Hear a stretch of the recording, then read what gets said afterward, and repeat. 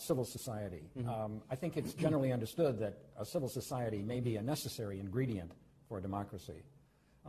But at the same time, a civil society can believe in a variety of things. They don't necessarily all have the same values. We know that more Muslims live in Indonesia than in any other country on earth.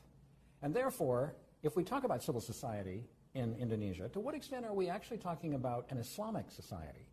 And that, of course, raises the question, which is, I think, of particular interest here in the United States, not to mention Indonesia. Are Islam and democracy really compatible? Yes. Is there a relationship that works in Indonesia? Yes, I think, well, the fact that Indonesia is a majority Muslim nation often made us being under the spotlight for our democracy. The question is just like that. Is a democracy compatible? We practice both. The society in Indonesia is reflecting the symbols, the values of Islam. From TV programs to books to literature, it reflected the value of Islam.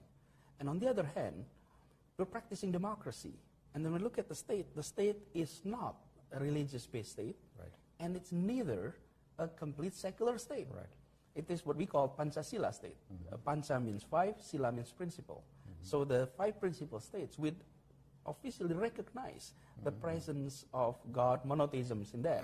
So having said that, yes, the society is Islamized in that way. It's very, very reflecting Islam.